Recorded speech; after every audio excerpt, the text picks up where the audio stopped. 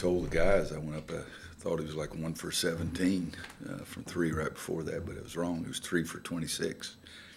And I try to go see every guy play in their rookie year and try to go see them early. And let me make sure we understand one thing. I had nothing to do with him making 7 threes, but it made me feel better to go up and just talk to him a little bit. And I had a chance. Jimmy Boylan got Kobe and brought him in his office, and then Jimmy left.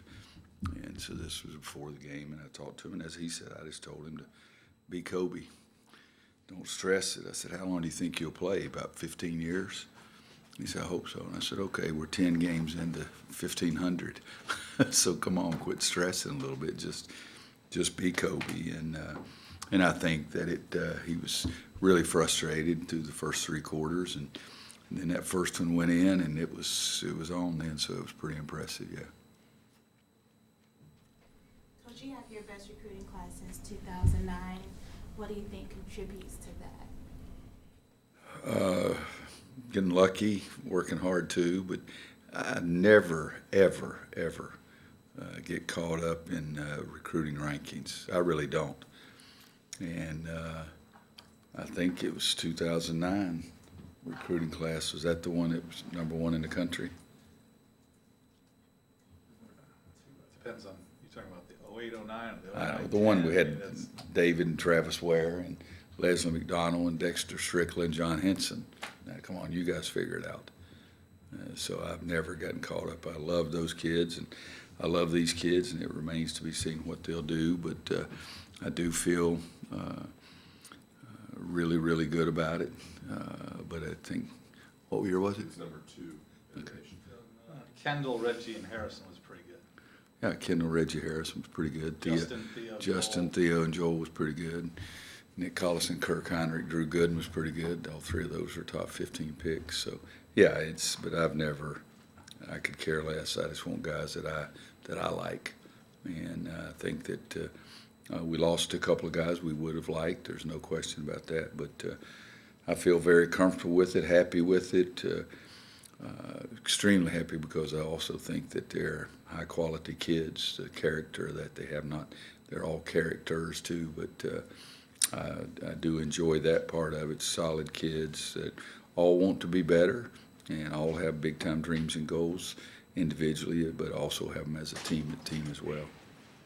What's it like having to recruit a new point guard every year? It seems it's trending that way. Well, I almost do that every year anyway, just about. I mean, you guys have heard me say I always want to have 3 point guards anyway, so it's not that big a difference. It's just that we lost Joel, and all of a sudden we have Kobe, who's very gifted, and we lost Kobe. Now we have Cole, who's very gifted, and you're probably going to lose Cole, so you need to have someone behind it. So, but there's not many years that I don't recruit a point guard because I want to have 3 really good point guards in the program. Coach, with a team like Gardner-Webb coming in Friday, do you show your guys tape of the Evansville-Kentucky game, or do they know they got to treat every game like the same? Yeah, they got to treat every game. I mean, they know about Evansville and Kentucky. I was at the Chicago game. I was at the Bulls, and Eric and Steve were with me, and one of them's keeping me up to date on Kentucky, Evansville, and the other's keeping me up to date on UNC, Wilmington, Campbell. So I know a lot about those games, and I think our players don't pay a lot of attention to them. But at the same time, if a game's on TV, they watch it more than I'll watch other games. Roy, through the first 2 games, and obviously you've had another week of practice going into the Gardner-Webb game, what's the biggest thing you've learned about your team that maybe you didn't know before the season, or that maybe you were kind of questioning going into the year?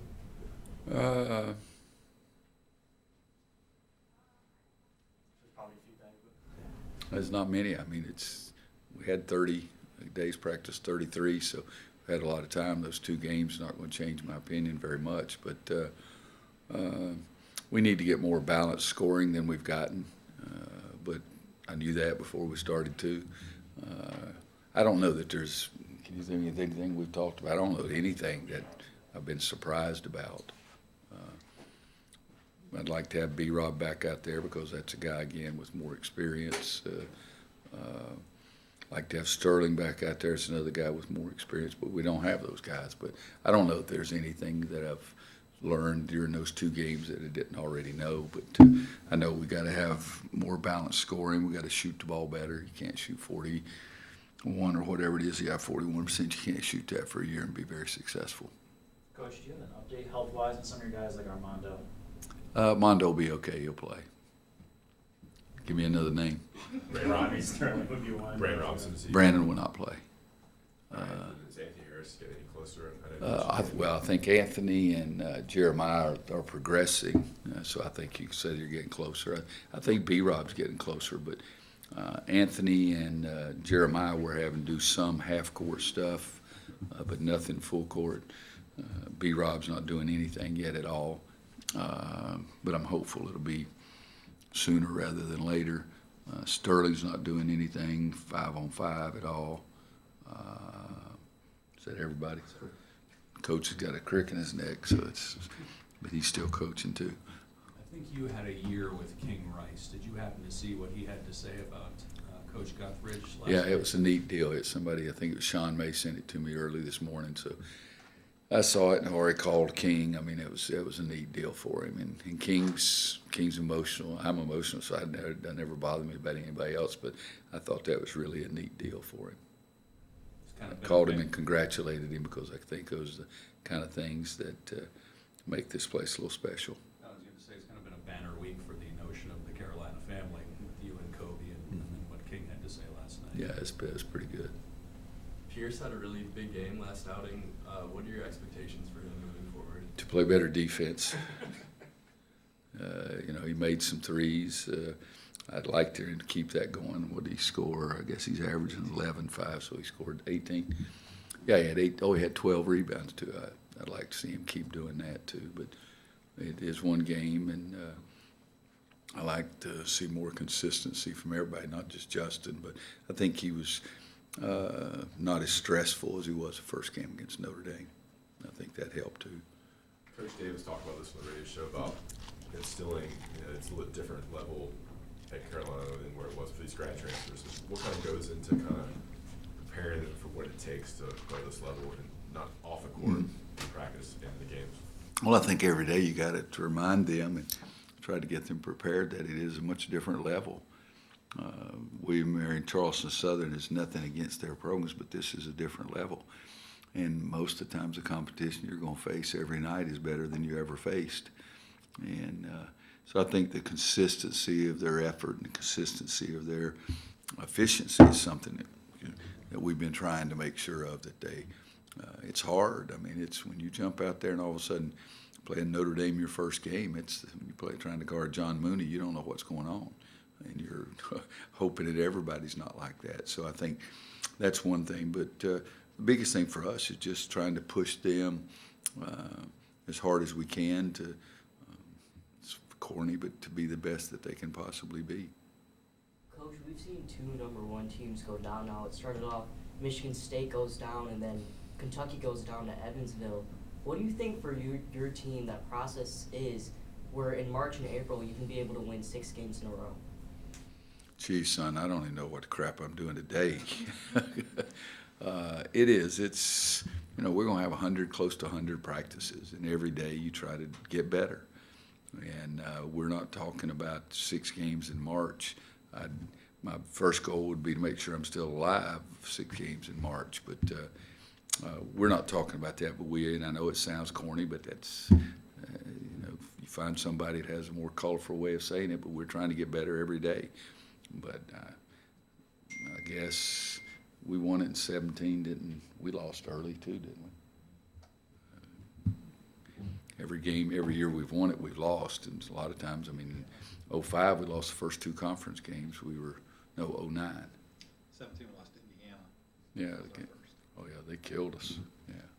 So it's college basketball is what it is. But just try to get better every single day and work at it and concentrate at it and try to figure out the most important things and really do a better job in that area. And things that aren't very important, don't worry about them. What you've said multiple times that Cole's the best rebounding guard you've ever seen. What is it that he's got that innate ability? Well, he's got the physical ability, he jumps well, he's strong, but he goes after them. I mean, Fat Lever, I think his real name is Lafayette, yeah. I mean, he averaged a triple-double as a point guard for stretches during his career. And he was a great rebounder, and he went and got some offensive rebounds, which I don't want Cole to do because I don't want to give up anything going the other direction. But there have been some guards that have been good rebounders, but for a point guard, Cole does it better than anybody, but he goes and gets it, and that's the biggest thing. You've got to go and put yourself in that position, and he's not afraid to go in and mix it up with the bigger guys. He does have the strength and the jumping ability to go in there and compete for it, but he does. He bids on everything. I mean, it's got to be, I guess it removes the excuses of your big guys. 'Cause I know you want to be on them if he can go grab double. Well, I'm on them because he's getting a lot more than they are, because I want them to get it too. But I've always felt like when Lakers, for example, everybody think they're probably the best fast break team ever in basketball when Magic was there. But I've always thought their best fast breaks were when Magic got the rebound. And because then there was no outlet pass, there was no catching and turning and all that. You just get the ball and you bust out. And so Magic left 2 of the opponents behind and sometimes 3 behind the first 5-10 feet. So now there's only 2 other guys to deal with. And so I've always felt that way. I've always encouraged perimeter players to get the rebound. They have the right to bust out on the break if they have the ability to do it. And the point guard always has the ability to do it. And Cole's going to get better at that too. I mean, he understands it more, and he's going to work on it even more. There was an instance in a Notre Dame game where he went and tried to go get a defensive rebound and didn't come out with it, and that left a wide open guy for 3. What are some of the challenges with Cole being? Well, now you got to make sure what you're saying there. He went for a defensive rebound. And Gibbs ended up with a 3. It was in the first half. And there's some internet analysis out there that says we're not breaking as much, and sometimes we gave him an open 3 because Cole is rebounding too much on the defensive end. That's where that came from. Belichick, 0. I could give a blankety blank what some analytics say. I watched the frickin' game, and our point guard has 21 defensive rebounds. You think I care about one basket to tell the analytics? No, never mind. God almighty. The reason we don't have a break because the other freaking guys aren't running enough. And that's not Cole going to rebound. Jesus Christ. Anybody else? But Dan, you got anything else? Okay. Hubert also said on the radio show that Cole is the best point guard he has ever been around. I thought that was a pretty crazy statement. Mm-hmm. Is that what do you think about that? And then how would you compare that from this early? Well, if he said that, he feels that way, and he's been around some guys who are a lot better than the point guards I've been around because he played 12 years in the NBA. I think Cole was the most complete point guard that I've coached after 2 games, but I've had some pretty good point guards, and I want him to try to be the best, but I also want him to try to be the best player, not just the best point guard.